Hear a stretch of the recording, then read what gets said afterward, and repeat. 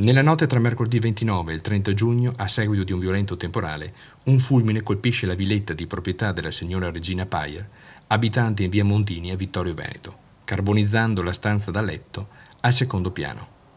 Dalla viva voce della protagonista il racconto di quella tragica notte. Dopo il temporale, purtroppo è successo che è venuto un fulmine, una saetta, non so dire preciso, che ha fatto un gran botto. E io ero da basso, ho visto, mi è mancata la luce, mi sono accorta che il mio decoder era saltato insieme alla televisione, ma insomma non ci ho dato tantissima importanza, ormai ho detto prendo il decoder.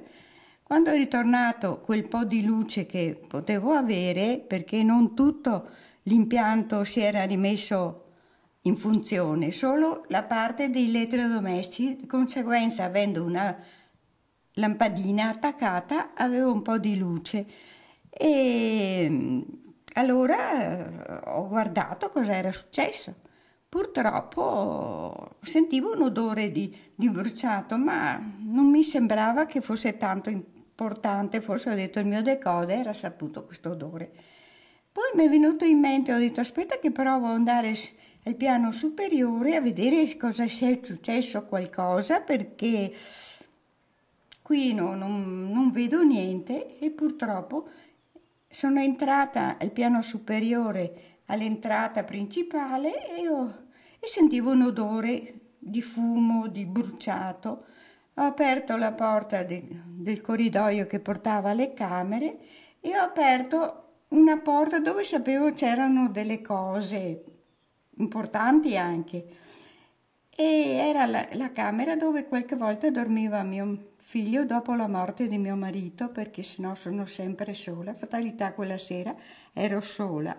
Sono venuta e ho visto un gran fumo. Ho chiuso immediatamente la porta, ho aperto un po' la porta del bagno di fronte, ma non tanto, perché avevo paura che facesse un ritorno di fiamma o qualcosa del genere.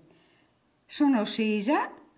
Il telefono era fuori funzione e ho preso il telefonino e ho chiamato, ho fatto un numero, 113, non mi ricordavo preciso quello che dovevo fare. E mi hanno subito risposto, hanno detto che hanno capito cos'era successo e hanno detto che avevano chiamato i vigili. Subito dopo io ho chiamato mio figlio, lui ha insistito coi vigili perché venisse, appena ha potuto sono arrivati e è successo questo. Tutto Quindi, qua. tanta paura, signora, quella notte lì, Tanta paura, tanta, però ero anche abbastanza, non so, tranquilla nella paura, non è che abbia fatto chissà. Mi hanno detto che sono stata brava a non essere entrata in camera, ecco. E che poi hanno fatto tutto loro. I pompieri hanno aiutato a togliere, a portare loro con le maschere antigas, hanno portato fuori tutto quello che era possibile buttare via, quello che non valeva la pena, è stato lasciato quello che non bruciava più. Insomma.